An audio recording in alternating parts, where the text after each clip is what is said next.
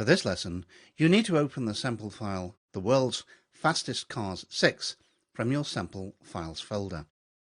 Paste values is the most used special pasting option, but there's another that's often very useful. If a worksheet has many columns but few rows, it may become impossible to print. In this case, you may wish to reverse the arrangement so that the worksheet has many rows but few columns.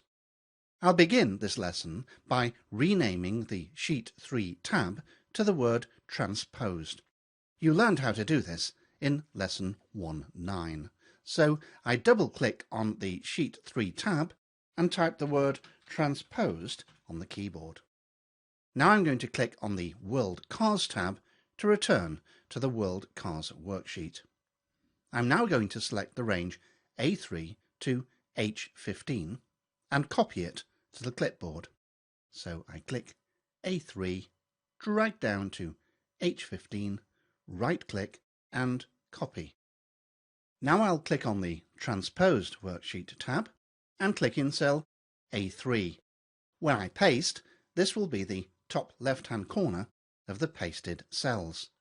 In order to paste, I'm going to use the ribbon. So on the Home tab of the ribbon, notice there's a clipboard group, and in the clipboard group there's a paste button. If I hover over the paste button, you'll see that it's actually a split button. So I'll click the bottom half of the split button and the paste gallery is displayed. This is a gallery. This means that if you hover over any of the paste options, you'll see a preview of what would happen if you were to click that option. First I'll hover over a normal paste, and you can see that the worksheet would be pasted in much the same way as it appeared on the World Cars worksheet.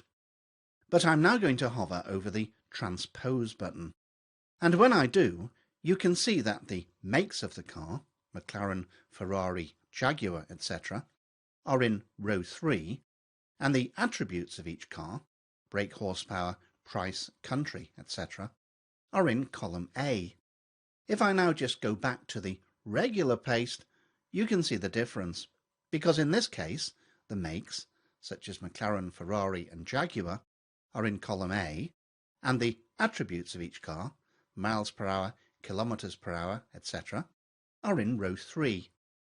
Let's now do the transpose paste by hovering over the transpose button first to make sure all's well, and then I'll click the button and the cells are copied onto the transposed worksheet.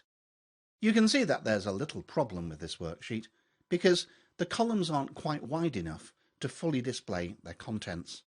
So I'll use one of the skills that you learned in Lesson 2.9 to resize all of the columns in one operation.